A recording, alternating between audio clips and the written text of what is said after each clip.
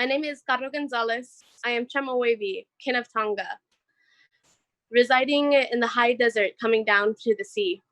I've been organizing for 15 years, spent 6 months as a direct action coordinator at Standing Rock. I'm a survivor of police brutality, leaving me in a wheelchair. I write law and policy, working on a book about socialist indigenous liberation. I'm an artist, and this is an excerpt from my performance lecture on artists and organizing. What can art do, specifically my art, under capitalism? Why am I making art about my oppression, indigenous, queer, disabled, poor, when it is the least effective way to make change versus building a revolutionary vanguard party, organizing direct action, and demanding a new governmental system that supports all people? Why make art when it can be co-opted, when its mere existence can be complicit in keeping the status quo, even when critiquing capitalism? Why do I feel bad when making purely aesthetic art? Art and Social Life by Plekhanov tackles the question, utility for art or art for art's sake?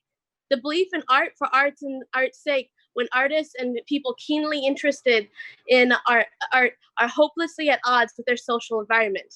That thought that we can never change anything gives capitalism its power, as opposed to revolutionary optimism, where we know we have a world to win and will ultimately have a working class victory. By knowing you have an audience that craves justice, then you will create justice for that audience and move the audience to act towards justice. Because of this fundamental, that art can be a tool of revolution, pieces that are direct in their ideology are derided as propaganda. But why is propaganda bad? Assata Shakur stated in her autobiography, nobody in the world, nobody in history has ever gotten their freedom by appealing to the moral sense of the people who were oppressing them.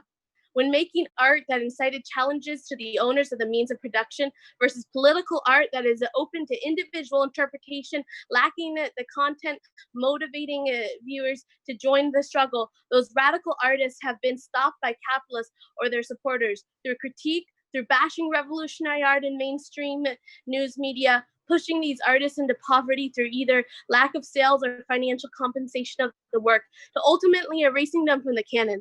All this discredits the anti-capitalist artists and convinces next generations to not follow in their footsteps.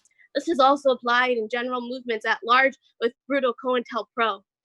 The equivocating lens of commodity exchange extended into the social realm creates an artificial world where the representation is exchanged on the terms of the colonial relation.